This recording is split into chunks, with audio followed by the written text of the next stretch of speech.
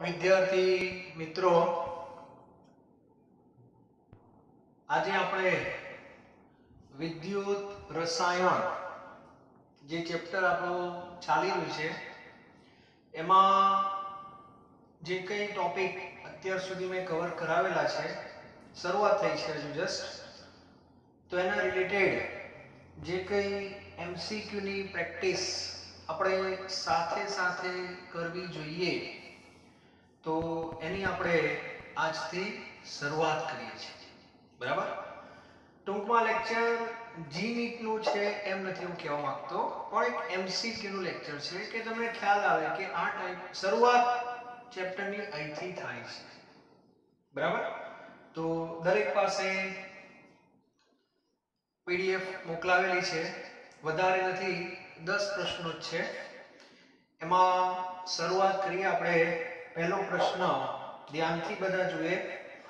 Hydrogen વિદ્યુત ધ્રુવ માટે pH બરાબર 10 હોય તો તેનો પોટેન્શિયલ. હવે હાઇડ્રોજન બધાને ખ્યાલ છે એ SHE છે. બરાબર? હવે એમાં pH તમને 10 આપી છે, એનો અર્થ કે પ્રમાણિત નથી, કારણ કે pH 10 હોય, સમજી લો. પહેલો પ્રશ્ન, આ એનો એક ફાઉન્ડેશન છે GNEET નો, એટલે દરેકને MCQ આવડવા જ જોઈએ. દ્રાવણોની જેમ આ ચેપ્ટર પણ આપણે MCQ લેવલ એકદમ સ્ટ્રોંગ કરવા માંગીએ છીએ, એટલે શરૂઆતથી જ આપણે આ દિશામાં આગળ વધીએ. તો સૌથી પહેલા જે તમને હાઇડ્રોજન આપેલો છે એની pH તમે જુઓ તો 10 છે, અને દરેકને મેં આગળ પણ કહેલું છે pH ઉપરથી સીધા H+ લખતા આવડવા જોઈએ. તો pH 10 હોય તો H+ 10⁻⁻10 મોલારિટી થાય. એનો અર્થ કે આ સાંદ્રતા એક નથી, અને એક નથી એટલે આ પ્રમાણિત નથી, આ બિન પ્રમાણિત છે. કારણ કે પ્રમાણિત હોત તો જવાબ સીધો આવી જાત 0. સમજાય છે? પણ અહીંયા પ્રમાણિત નથી. હવે આપણે એનો પોટેન્શિયલ શોધવો હોય તો એના માટેનું એક સૂત્ર છે. બરાબર છે? એ હું તમને લખાવી દઉં. તો એ સૂત્ર છે, પહેલા આપણે રિડક્શન લખવું પડે. પહેલા આપણે શું લખવું પડે? રિડક્શન. એટલે આપણે ઉધારી દેવાનું. બધાને ખબર છે કે હાઇડ્રોજન ઓક્સિડેશનમાં પણ ભાગ લે અને રિડક્શનમાં બી ભાગ લે. તો આની અંદર રિડક્શનમાં ભાગ લે તો પ્રક્રિયા કઈ થાય? H+ પ્લસ ઇલેક્ટ્રોન અને 1/2 H2 ગેસ. આવી પ્રક્રિયા લખી શકાય. બરાબર? હવે બિન પ્રમાણિતનો પોટેન્શિયલ કેમ શોધવો, એના માટેનું સૂત્ર જે છે એક વૈજ્ઞાનિકે આપેલું છે, અને જેનું નામ છે નર્સ્ટ. જેનું નામ શું છે? નર્સ્ટ. હવે સૂત્ર આવું છે, E બરાબર, E એટલે બધાને ખ્યાલ આવી ગયો, બિન પ્રમાણિતનો પોટેન્શિયલ. E બરાબર, સૂત્ર જો આવું છે, સીધું સ્વીકારી લેવાનું છે. E બરાબર E0 માઈનસ 0.059/n. 0.059 કઈ રીતે આયા એ તમને લેક્ચરમાં ખ્યાલ આવશે. 0.059 પછી અહીંયા લખવાનું હોય છે તમારે log, અને log લખ્યા પછી થોડીક વાર ઉભા રહેવાનું. ઘણા કે કેમ? તો અહીંયા તમારે ગુણોત્તર લખવાનો છે. સંતુલનમાં આપણે લખતા હતા પ્રક્રિયા પરથી સંતુલન અચળાંક કે નિપજોની સાંદ્રતા ભાગ્યા પ્રક્રિયકોની સાંદ્રતા. બરાબર? તો આમાં નિપજ તરીકે કોણ કહેવાય? હાઇડ્રોજન. તો વાયુ માટે મેં કહેલું, વાયુ માટે દબાણ એ જ એની સાંદ્રતા છે. એનો અર્થ એવો થયો કે અહીંયા તમારે કૌંસમાં લખવાનું pH2 આ રીતે. બરાબર? અને સહગુણકને ક્યાં ચડાવતા હતા આપણે? માથા ઉપર.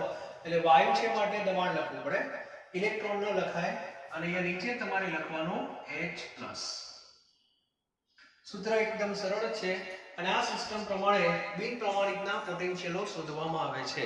પણ એના માટે પ્રક્રિયા લખવી જરૂરી છે, કારણ કે ગુણોત્તરમાં નિપજોની સાંદ્રતા ભાગ્યા પ્રક્રિયકોની સાંદ્રતા આવશે.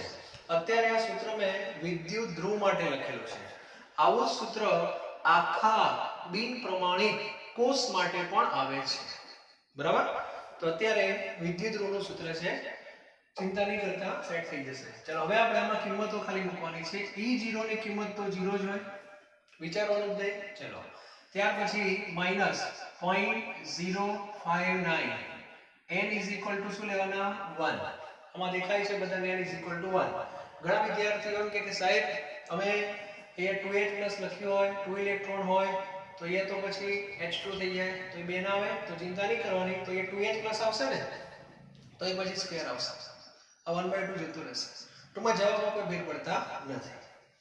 ચાલો લોગ સાહેબ દબાણ તો આપ્યું નથી દબાણ ન આપ્યું એટલે ધારી લેવાનું 1 બરાબર અને H+ ની સાંદ્રતા 10⁻⁻10 આ બધાને log ના નિયમો ખાન 0 કાઢ નાખું છું હવે -0.059 log 10 ની 10 ઘાત ક્યાં ગઈ છે ઉપર એટલે માઈનસ ના પ્લસ થઈ ગયા અને આ 10 ક્યાં આવશે આગળ ગુણાકારમાં એટલે -0.059 * 10 અને log 10 શું થાય બધાને ખબર છે log 10 1 અને આનો જવાબ આવશે -0.59 વોલ્ટ આટલો જવાબ આવશે. એટલે આને બિન પ્રમાણિત હાઇડ્રોજન વિદ્યુત ધ્રુવનો પોટેન્શિયલ કહે છે. આ પોટેન્શિયલ કહેવાય રિડક્શન. સ્પષ્ટતા ન કરી હોય તો રિડક્શન શોધવાનો. જો ઓક્સિડેશન કીધું હોત તો તમારે શું કરવું પડે આ પ્રક્રિયાને ઓક્સિડેશનના સંદર્ભમાં લખવું પડે. એટલે H2 આ બાજુ આવશે અને આ બધું પેલી બાજુ આવશે. ફેરફાર ક્યાં થશે આ ઉપર નીચે થઈ જશે. એનો અર્થ કે આ જ રીતે દાખલો ગણવાનો પણ જવાબ માઈનસમાં નહીં આવે પ્લસમાં આવે. અને આગળ કહેલું છે મેં ઓક્સિડેશન અને રિડક્શન પોટેન્શિયલના મૂલ્યો સરખા જ હોય માત્ર નિશાની અલગ અલગ હોય છે. તો આ ટાઈપના પ્રશ્નો દરેકને સોલ્વ કરતા આવડવા જોઈએ. બહુ સરળ છે પણ ઘણા ભૂલી જાય છે બરાબર. એટલે બિન પ્રમાણિત છે પહેલા મગજમાં બેસવું જોઈએ અને pH વાળા વધારે પૂછાય એથી કોન્સેપ્ટ ક્લિયર થાય કે ઘણાને pH અને H+ નો સંબંધ ખબર છે કે નહીં બરાબર. ચલો ત્યારબાદ આવો જે પ્રશ્ન બીજો છે છઠ્ઠો પ્રશ્ન બધા જોઈએ પહેલા એ લઈએ આપણે. એમાં 25°C તાપમાને હાઇડ્રોજનનો ઓક્સિડેશન પોટેન્શિયલ આપેલો છે 0.118 આપેલો છે 0.118. તો એમાં એવું કીધું છે કે H+ આયનના દ્રાવણની pH કેટલી બરાબર. આ ટાઈપનો પ્રશ્ન છે. આ વખતે આપણે pH શું કરવાની છે શોધવાની છે. તો સૌથી પહેલા ઓક્સિડેશન પોટેન્શિયલ જો આપેલો છે અને ઓક્સિડેશન પોટેન્શિયલ આપેલો હોય એટલે આપણે સૂત્ર શેનું લખવું પડે ઓક્સિડેશન પોટેન્શિયલ નો બરાબર. તો એ સૂત્ર એટલે પહેલા પ્રક્રિયા લખું છું. શેની પ્રક્રિયા ઓક્સિડેશન અને તમને સાંકેતિક ભાષામાં આપેલું છે Pt H2 ગેસ અને H+ અને અહીંયા લખ્યું છે x મોલારિટી. એનો અર્થ કે તમારી પાસે x નથી તો ઓક્સિડેશન પોટેન્શિયલ આપ્યો હોય તો પ્રક્રિયા ઓક્સિડેશન ની જ લખાય. તો ઓક્સિડેશનની પ્રક્રિયા કેમ લખાય તો 1/2 H2 ગેસ એમાંથી H+ છૂટા પડે અને ઇલેક્ટ્રોન બરાબર. આના I બિન પ્રમાણિત છે તો હવે સૂત્ર લખીએ E = E0 - 0.059 n પછી log ઉપર કોણ આવશે H+ નીચે કોણ આવશે y છે એટલે P H2 અને માથા ઉપર 1/2. આ વખતે E તમને આપેલો છે E આપેલો છે 0.118 બરાબર. E0 તો શું લેવાના 0 જ લેવાના છે -0.059 અને n = 1 log H+ ક્યાં આવશે ઉપર અને pH2 એટલે કે દબાણ જો રકમ વાંચો વ્યવસ્થિત એક આપેલું છે એટલે એકનું વર્ગમૂળ એક જ થાય એટલે વિચારવાનું નહીં. હવે આપણે આને સાદુરૂપ આપીએ તો સાદુરૂપની અંદર જો 0.118 આને નીચે લાવી દો 0.059 માઈનસ હવે લોગના નિયમો છે આપણે આપી દઈએ માઈનસ તો છે log H+ અને માઈનસ log 1 આવું થશે. ચલો હવે આનું તમે સાદુરૂપ આપજો જવાબ કેટલો આવે છે 0.118 ચેક કરો બધા.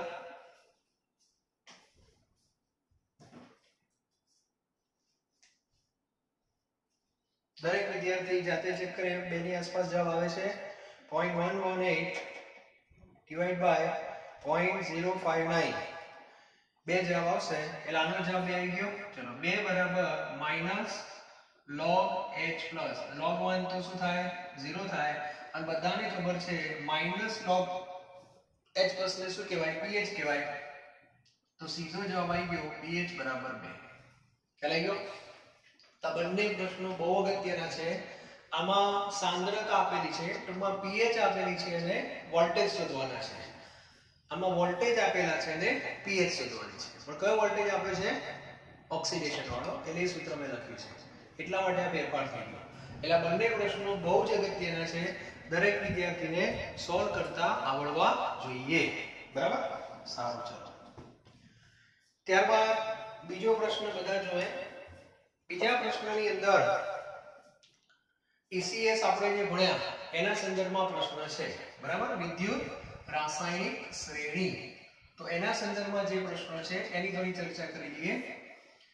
બીજા નાના નાના જે કઈ પ્રશ્નો છે એ તો ક્લાસમાં મેં તમને લખાયેલા છે કી પોઈન્ટ્સ તરીકે. બરાબર? એવા પ્રશ્નો આવશે તો આપણે ચર્ચા કરશું. ચલો અત્યારે સૌથી પહેલા આવશે બીજો પ્રશ્ન. બીજા પ્રશ્નની અંદર શું કીધું છે ધ્યાન આપો. તમને 3 ધાતુઓ આપેલી છે x y અને z. ત્રણેયના રિડક્શન પોટેન્શિયલ આપેલા છે કિંમતો સાથે અને ત્રણેય ધાતુઓનો રિડક્શન કરતાનો ક્રમ શોધવાનો છે. સૌથી પહેલા એક વસ્તુ ક્લિયર હોવી જોઈએ. ધાતુ હોય એનો આયન હંમેશા પ્લસ હોય. બરાબર? અને અધાતુનો આયન હોય હંમેશા ઋણ હોય. ક્લિયર? હવે આપણે જે શ્રેણી બનાવી હતી એ મગજમાં દરેક વિદ્યાર્થી ફિક્સ કરે. ECS જે આપણે બનાવી હતી તે ECS માં આપણે અહીંયા રિડક્શન પ્રક્રિયા લખતા હતા. શરૂઆતમાં છે એટલે તમને શીખવાડી દઉં, પછી તમને પ્રેક્ટિસ થશે આવડી જશે. અને અહીંયા આપણે લખતા હતા રિડક્શન પોટેન્શિયલ. બરાબર છે? પરીક્ષામાં એક સમયે ઓક્સિડેશન પોટેન્શિયલ આપેલો હોય તો પણ એને રિડક્શનમાં શું કરી દેવાનો ફેરવી દેવાનો. ક્લિયર? ચલો બધાના રિડક્શન પોટેન્શિયલ તમને આપેલા છે. તો શ્રેણીમાં કઈ રીતે ગોઠવેલા હતા? ઉતરતા ક્રમમાં. તો આપણે એને એ રીતે જ ગોઠવીએ. બરાબર? તો સૌથી પહેલા જે 3 કિંમતો આપેલી છે એમાં સૌથી વધારે કિંમત કઈ કહેવાય? +0.5. તો એને પહેલા લખો. બરાબર છે? આ રીતે. અને આ કિંમત કઈ ધાતુઓને લાગુ પડે છે? તો y ને. તો અહીંયા એની પ્રક્રિયા લખવી પડે. પ્રક્રિયા કેમ લખાય? y plus electron is equal to y solid. આમ લખાય. બરાબર? તો ક્લિયર હોવું જોઈએ. રિડક્શન પોટેન્શિયલ હોય તો પ્રક્રિયા તમારે આ રીતે લખવી પડે. બરાબર? એના પછી આવશે 0.5 પછી કોણ આવશે? નાની કિંમત -1.2. તો અહીંયા લખીએ આપણે -1.2 વોલ્ટ. બરાબર? અને આ કિંમત કોની છે? x ની છે. એટલે x plus electron is equal to x solid. ધાતુનો આયન આવે ઇલેક્ટ્રોન મેળવે એટલે ધાતુમાં પરિણમે છે. અને છેલ્લી કિંમત છે -3. બરાબર? એ z ની છે. એટલે z plus electron is equal to z solid. એટલે તમારે આવા પ્રશ્નમાં એક નાની ECS બનાવી દેવાની. જે બુકમાં આપી છે એ જ પ્રમાણે ઉતરતા ક્રમમાં વ્યવસ્થિત બધાને ગોઠવી દેવાના. ક્લિયર? ઓકે. હવે મગજમાં ક્લિયર કરો. આપણે જે ECS ભણ્યા હતા એમાં આ જે વસ્તુ છે એને ઓક્સિડેશન કરતા નામ આપ્યું હતું અને આને શું નામ આપ્યું હતું? રિડક્શન કરતા. બધાને ખબર છે. એમાં સૌથી ઉપર યાદ કરો ફ્લોરિન હતો. ફ્લોરિનને પ્રબળ ઓક્સિડેશન કરતા કીધું હતું. તો Y+ શું કહેવાય? Y+ પ્રબળ ઓક્સિડેશન કરતા કહેવાય. બરાબર? અને Z+ શું કહેવાય? નિર્બળ ઓક્સિડેશન કરતા. ક્લિયર? આ નિર્બળ હોય. છેલ્લે કોણ હતું ECS માં? લિથિયમ. તો લિથિયમને આપણે શું કીધું હતું? પ્રબળ રિડક્શન કરતા. અને આને શું કહેવાય? નિર્બળ રિડક્શન કરતા. આટલું ક્લિયર હોવું જોઈએ. હવે તમને ફટાફટ જવાબ મળી જશે. હવે પ્રશ્ન શું કીધો છે ધ્યાનથી જુઓ. તો ત્રણેય ધાતુઓના રિડક્શન કરતાનો ક્રમ. તો સૌથી પ્રબળ રિડક્શન કરતા કોણ કહેવાય? તો Z. બરાબર? એટલે અહીંથી તમે આમ જાઓ તો રિડક્શન કરતાનો ગુણધર્મ ઘટતો જાય છે. તો સૌથી પહેલા Z આવે, એના પછી X આવે, એના પછી Y આવે. પૂરું થઈ ગયું. ZXY ક્લિયર એટલે જવાબ કયો આવશે સી આવશે આ વસ્તુ ક્લિયર હોવી જોઈએ તો આ રીતે આ પ્રશ્નોને સોલ્વ કરવાના હોય છે આવો જ એક બીજો સારો પ્રશ્ન છે એના જેવો જ લઈ લો પહેલા દરેક વિદ્યાર્થી આ પહેલા જોઈ લે બરાબર બીજો પ્રશ્ન આવો જ કંઈક છે ચોથો પ્રશ્ન ચાલો એટલે ECS ના જે બે ત્રણ પ્રશ્નો છે એની ચર્ચા કરી દઉં ચોથો પ્રશ્ન છે એમાં A B અને C ધાતુઓના રિડક્શનના મૂલ્યો આપેલા છે એને પણ આપણે આ રીતે કામ કરીએ ઉતરતા ક્રમમાં ગોઠવી દઈએ પહેલા કિંમત મૂકી દઉં +0.34 વોલ્ટ બરાબર બીજી કિંમત આવશે ઉતરતા ક્રમમાં -0.46 બરાબર અને ત્રીજી કિંમત આવશે -0.80 અને ત્રણ ધાતુઓ કઈ કીધી છે A B અને C એટલે આ થઈ ગયો આપણો A પ્લસ આ થઈ જશે A બરાબર આ થઈ જશે B પ્લસ એટલે આ સોરી આ B પ્લસ નથી આઈ થિંક આ C છે બરાબર ને 0.46 એટલે C પ્લસ છે ભૂલ ના થાય અને આ થશે તમારે B પ્લસ ચલો હવે ખબર પડી ગઈ તો આમાં પણ શેનો ક્રમ કીધો છે રિડક્શન કર્તાની પ્રબળતા તો સૌથી પ્રબળ રિડક્શન કર્તા B કહેવાય એના પછી C કહેવાય અને એના પછી A કહેવાય પૂરું થઈ ગયું B C A બરાબર તો આ પ્રશ્ન પણ દરેકને આવડવો જોઈએ ત્યારબાદ પાંચમો એક પ્રશ્ન છે એ પણ કંઈક આ જ ટાઈપનો પ્રશ્ન છે હવે બધાને ખબર પડી ગઈ હશે કે આપણે કઈ રીતે કામ કરી રહ્યા છીએ બરાબર હવે જે પાંચમો પ્રશ્ન છે એને હું ડાયરેક્ટ રિડક્શન કર્તાના ક્રમમાં ગોઠવી દઉં છું રિડક્શન કર્તાના ક્રમમાં બરાબર છે ગોઠવી દઈએ આપણે ચાલો એટલે પહેલા આપણે ઓક્સિડેશન પોટેન્શિયલની રિડક્શન પોટેન્શિયલની કિંમતોને વ્યવસ્થિત ગોઠવી દઈએ રિડક્શન પોટેન્શિયલ સૌથી વધારે રિડક્શન પોટેન્શિયલ XYZ છે એમાં સૌથી વધારે છે 0.75 એનો અર્થ એવો થયો કે X નો રિડક્શન પોટેન્શિયલ વધારે છે X પછી બીજા નંબરમાં આવશે -0.25 એટલે Z આવશે અને પછી આવશે Y પાંચમા પ્રશ્નની વાત છે બરાબર હવે રિડક્શન કરતાનો ક્રમ હવે આવું બનાવતો નથી દરેકને ખબર પડી જોઈએ કે આ ક્રમ અને આ એકબીજાના શું હોય વિરુદ્ધ હોય છે આ બધાને ખબર પડી ગઈ છે બરાબર રિડક્શન કરતાનો ક્રમ શું થઈ જાય Y Z અને X થઈ જાય આવું થઈ જશે રિડક્શન કરતાનો ક્રમ હવે તમારે વિચારવાનું કોનું ઓક્સિડેશન થાય અને કોનું રિડક્શન થાય છે બરાબર તો આ ક્લિયર હોવું જોઈએ આના ઉપરથી પણ ખબર પડી જાય સરળતાથી આના ઉપરથી ખબર પડે આમ જોવા જઈએ તો આ થોડું અઘરું લાગે એના કરતા આના ઉપરથી તરત ખ્યાલ આવી જાય કે રિડક્શન પોટેન્શિયલ X નું વધારે છે એટલે આ બેનું જ્યારે કોમ્બિનેશન હોય ત્યારે X નું રિડક્શન થાય Z નું ઓક્સિડેશન થાય આ બેનું કોમ્બિનેશન હોય તો પણ X નું રિડક્શન થાય અને Y નું ઓક્સિડેશન થાય તો 1/m લખું છું પછી આપણે જવાબ જોઈએ બરાબર હવે હું આની ચર્ચા નથી કરતો આના સંદર્ભમાં બધા વાક્યો લખું છું તો X નો રિડક્શન પોટેન્શિયલ સૌથી વધારે છે આ દેખાય છે બધાને ઓકે એનો સીધો અર્થ એવો થાય પહેલું વાક્ય X એ Y અને Z નું શું કરશે બોલો ઓક્સિડેશન કરશે આવું થાય સમજાય છે X એ Y અને Z નું ઓક્સિડેશન કરશે બરાબર છે બીજું વાક્ય બનાવું છું આ X ના સંદર્ભમાં બનાવ્યું બીજું વાક્ય Y ના સંદર્ભમાં બનાવું છું Y નો રિડક્શન પોટેન્શિયલ સૌથી ઓછો છે એટલે Y નું કોમ્બિનેશન ગમે તેની સાથે લો Y નું શું થાય ઓક્સિડેશન જ થાય એટલે બાકીના બેનું રિડક્શન થાય તે વાક્ય આવું બને Y એ Z અને X નું રિડક્શન કરશે આવું લખતા હોય છે ટૂંકમાં જે છેડા ઉપર હોય ને પોટેન્શિયલના છેડા ઉપર હોય એ કાં તો બધાનું ઓક્સિડેશન કરે કાં તો બધાનું રિડક્શન કરે પણ જે વચ્ચે હોય એમાં ધ્યાન રાખવું પડે તો વચ્ચે કોણ છે Z છે બરાબર તો આ બેનું કોમ્બિનેશન Z ના સંદર્ભમાં Z એ X નું રિડક્શન કરશે જ્યારે Y નું ઓક્સિડેશન કરશે આવા બધા વિકલ્પો તમારી પાસે હોવા જોઈએ. પરીક્ષામાં પ્રશ્ન ગમે તે રીતે પૂછાય. ખ્યાલ આવી ગયો? તો આની અંદર શું કીધું છે ધ્યાન આપજો. કયું વિધાન યોગ્ય નથી એવું કીધું છે. આ ધ્યાન રાખજો. કયું વિધાન યોગ્ય નથી? તો વન બાય વન આપણે ચેક કરીએ. પહેલું વિધાન, x એ z અને y નું ઓક્સિડેશન કરશે.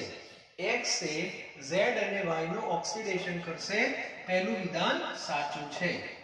બીજું, y એ x નું ઓક્સિડેશન, y એ x નું ઓક્સિડેશન શક્ય નથી. કારણ કે y તો છેલ્લે છે. x નું શું થાય? રિડક્શન થાય. એનો અર્થ કે બી જવાબ ખોટો છે. સી ચેક કરી લઈએ. z એ x નું રિડક્શન, z એ x નું રિડક્શન અને y નું ઓક્સિડેશન કરશે. તો સી વિકલ્પ સાચો છે. ત્યારબાદ ડી વિકલ્પ. ડી વિકલ્પમાં y એ z અને x નું રિડક્શન કરશે, y એ z અને x નું રિડક્શન કરશે. આ પણ સાચું છે. ખ્યાલ આવી ગયો? તો આના સંદર્ભમાં દરેકે પ્રશ્ન લખતા આવડવા જોઈએ. આના સંદર્ભમાં આ ક્રમ પર જો રિડક્શન પોટેન્શિયલ અને રિડક્શન કરતાનો ક્રમ પરસ્પર વિરુદ્ધ છે. આ પણ ક્લિયર થઈ ગયું? એટલે આવા પ્રશ્નો હવે તમારે ECS ન બનાવો તો પણ ચાલે. રિડક્શન પોટેન્શિયલની ક્રમમાં ગોઠવી દેવાના, રિડક્શન કરતા કે એને ઊંધું કરી દેવાનું. સમજાય છે? તો આ ક્લિયર હોવું જોઈએ. પણ આવા પ્રશ્નો હોય એનો જવાબ રિડક્શન પોટેન્શિયલનો જે ક્રમ છે એના પરથી આપશો તો સરળ થઈ જશે. ક્લિયર? તો આ રીતે પહેલા તમારે લખવું પડે, પછી એનો જવાબ તમને મળી જશે. તો આ એક સારો પ્રશ્ન છે, એ પણ મેં તમને કહી દીધો. ચલો, પહેલો પ્રશ્ન થઈ ગયો આપણો, બીજો થઈ ગયો, ત્રીજો પ્રશ્ન જોઈ લો. આપમેળે થતી પ્રક્રિયાઓ માટે ડેલ્ટા જી, કે અને E0 સેલના મૂલ્યો કેવા હોવા જોઈએ? તો જે પ્રક્રિયા આપમેળે થાય એનો ડેલ્ટા જી શું હોય?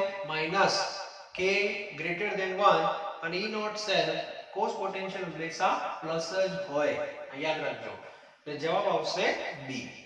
ચોથો થઈ ગયો, પાંચમો અને છઠ્ઠો એ પ્રશ્ન પણ આપણો થઈ ગયેલો છે. સાતમો પ્રશ્ન લઈ લીધો છે એટલા માટે ગણિત આવું ક્યાં આવે? ધોરણ 11 ની અંદર. ધોરણ 11 માં આવા પ્રશ્નોની મેં ચર્ચા કરેલી છે. તો એ પણ દરેકના મગજની અંદર હોવું જોઈએ. બરાબર? તો આપણે એની પણ ચર્ચા કરી લઈએ એટલે પ્રશ્ન સોલ્વ થઈ જાય. બરાબર? સારું, ચલો. હવે એની અંદર શું તમને કીધું છે ધ્યાનથી જો. એટલે પાછું બધાને એકવાર પાકું થઈ જાય. તમને એવું કીધું છે 1.5 મોલ Cr2O7 - 2. ભલે 1.5 લખ્યા છે પણ પ્રક્રિયા લખો ત્યારે તો 1 મોલની લખવાની અત્યારે. બરાબર છે? હા. 1.5 ગુણી નાખશો છેલ્લે. પહેલા આપણે 1 મોલના સંદર્ભમાં વિચારીએ. એમાંથી Cr3+ બને છે. Cr3+. એટલે આનું રૂપાંતર તમારે Cr3+ માં કરવાનું છે. તો કેટલા ફેરાડ એની જરૂર પડે? તો ધ્યાન આપો. સૌથી પહેલા રેડોક્સ પ્રક્રિયાઓમાં બે રીતોથી બેલેન્સની અર્ધ પ્રક્રિયાની રીત અને ઓક્સિડેશન આંકની રીત. આ પ્રક્રિયા રિડક્શન છે એવું કહેલું જ છે. હવે આપણે આ પદ્ધતિમાં કરતા હતા શું યાદ કરો? સૌથી પહેલા મુખ્ય પરમાણુના ઓક્સિડેશન આંક લખવાના એકલ પરમાણુના. બરાબર? તો અહીંયા Cr+3 છે તેનો ઓક્સિડેશન આંક કેટલો થાય? +3 થાય. અને આની અંદર તમે ગણજો એકનો થશે +6. નંબર 1. એટલે 6 માંથી 3 રિડક્શન થઈ ગયું. પછી બેલેન્સ કરતા હતા. જે મુખ્ય પરમાણુ હોય એનું બેલેન્સ કરવું પડે. તો આમાં ક્રોમિયમ 2 છે, પેલી બાજુ 1 જ છે. તો મેં શું કર્યું યાદ કરો? આને 2 વડે ગુણ્યા હતા. એને 2 વડે ગુણો એટલે ઓક્સિડેશન આંકને પણ 2 વડે ગુણવા પડે. કારણ હવે પ્રક્રિયામાં એક Cr નથી, બંને બાજુ 2 Cr થઈ ગયા. તો આ +3 ના શું થઈ જાય? +6 થઈ જાય. અને એ જ રીતે +6 ના +12 થઈ જાય. અહીંયા ઘણા ભૂલો કરે છે. આ તો મગજમાં બેસે છે કે 2 ગુણીએ એટલે 3 ના 6 થઈ ગયા. આ મગજમાં બેસતું નથી કે કેમ આવું કર્યું. તો ફરી એકવાર કહી દઉં, તમે આ +6 જ્યારે શોધ્યા હતા ત્યારે ક્રોમિયમ 1 લઈને શોધેલા છે. 2x હતું અને 2 વડે ભાગેલા છે. હવે ફરી પાછા 2 ક્રોમિયમ ના લખવાના એટલે 12. અને 12 માંથી 6 થયા એટલે 6 નો શું થયો? ઘટાડો થયો. અને એ 6 નો ઘટાડો આપણે અહીંયા લખતા હતા.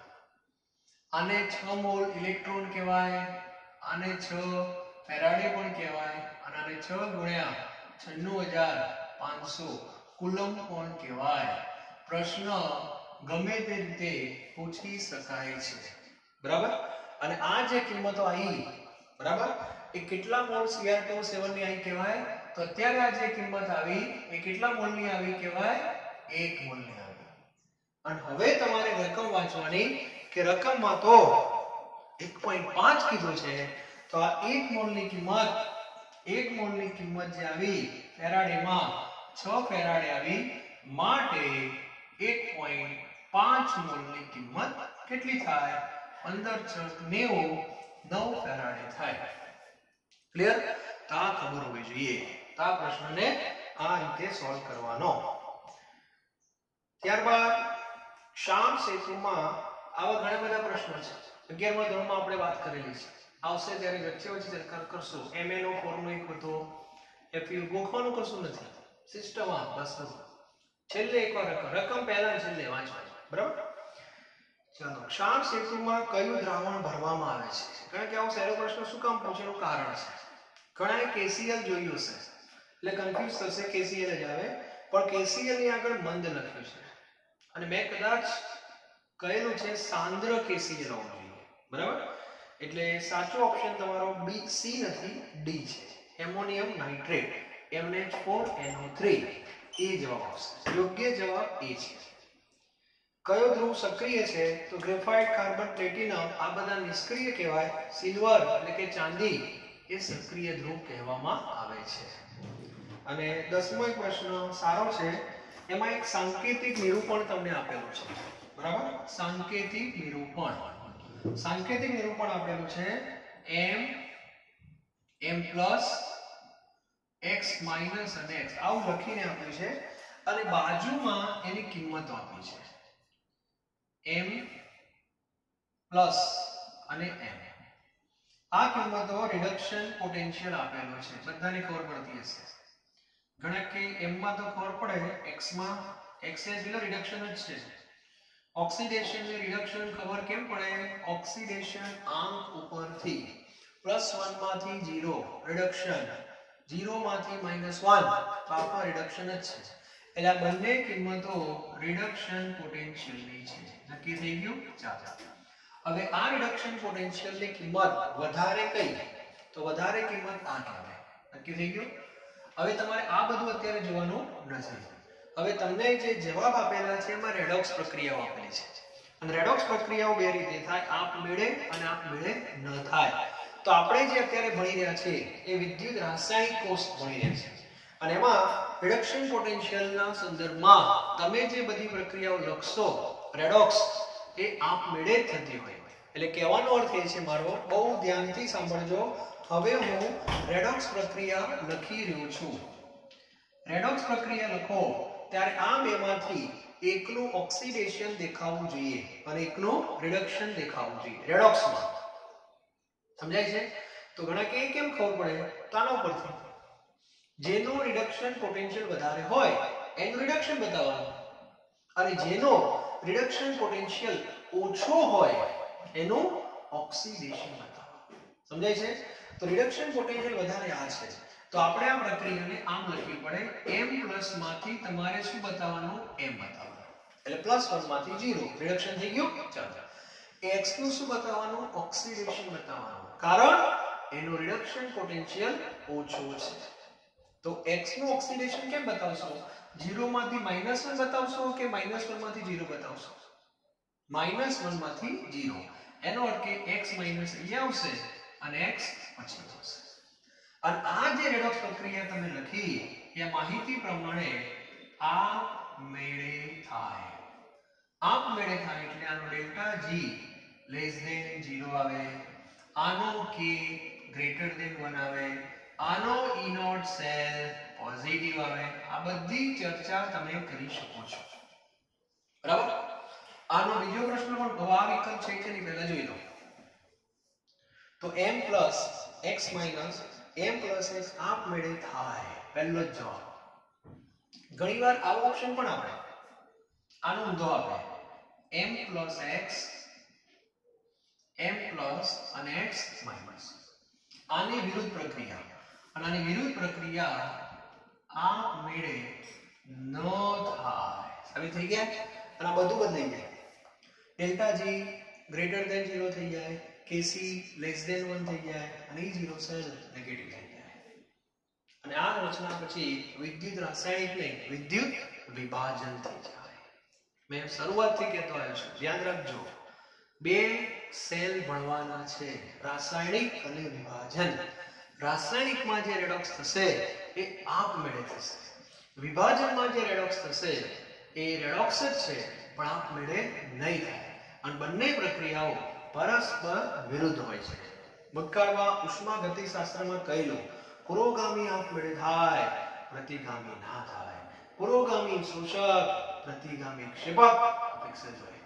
તો આજે ઘણીવાર પરીક્ષામાં આ ઓપ્શન ના આપે, જીનીટ વાળા ઊંધું કરે, આ ઓપ્શન આપે જ નહીં. તો આ પણ જવાબ સાચો છે. આના સંદર્ભમાં ક્લિયર હોવું જોઈએ. ઘણીવાર આ ઓપ્શન પણ આપે, આ ઓપ્શન પણ આપે અને સી એ ની બી બંને, તે પણ ખબર હોવી જોઈએ. તો આજે જે પ્રક્રિયાઓ આપમેળે થતી હોય એનો સ્વભાવ ખબર હોવી જોઈએ. ડેલ્ટા g ઋણ જ હોય, kc ગ્રેટર ધેન 1 જ હોય, e0 છે પોઝિટિવ જ હોય. આ ત્રણ કિંમતો પરથી ખબર પડી જાય કે આ પ્રક્રિયા આપમેળે થાય છે અને આ પ્રક્રિયા વિદ્યુત રાસાયણિકમાં થતી હશે. જો આ ત્રણમાંથી એકાદ આમ હોય, ડેલ્ટા g ગ્રેટર ધેન 0 આપી દે તો સમજી લેવાનું એ રેડોક્સ વિભાજનની રેડોક્સ છે. અપેક્ષિત. આટલો બેઝિક કોન્સેપ્ટ ક્લિયર હોવો જોઈએ. ઘણા વિદ્યાર્થીઓને ખબર નથી હોતી. 12માં 99% લાવી દે છતાં કોન્સેપ્ટ જ ક્લિયર ન હોય. વિભાજન અને રાસાયણિક બસ એ તો ભણીએ છીએ, એમ ન ચાલે. બરાબર? તો આજના જે 10 પ્રશ્નો છે એ હું અહીંયા પૂરા કરું છું અને આ એક એમસીક્યુ ગણવાથી તમને કોન્ફિડન્સ આવશે કે હા આપણે કંઈક ભણ્યા. સમજાય છે? એટલે વચ્ચે વચ્ચે એમસીક્યુ લેવાનું મુખ્ય કારણ આ છે કે ચેપ્ટર એક તમારું સ્ટ્રોંગ થતું જાય. બહુ અગત્યનું ચેપ્ટર છે. દ્રાવણોની જેમ જ બીજું ચેપ્ટર, ત્રીજું અને ચોથું અને પછી એ પણ એટલું જ અગત્યનું છે. દરેકમાંથી એક એક એમસીક્યુ આવે ને આવે જ. ફિઝિકલ કેમિસ્ટ્રી આવડવા જ જોઈએ, પણ કોન્સેપ્ટ ક્લિયર હોય તો તમને આવડે. બરાબર છે? ક્લિયર હોવું જોઈએ. તો આજનો આ લેક્ચર આપણે પૂરું કરીએ છીએ. આવતીકાલે બીજા નેક્સ્ટ લેક્ચરમાં થોડાક સારા એમસીક્યુ હશે, એની જો ચર્ચા આપણે કરશું. બરાબર? Thank you very very much.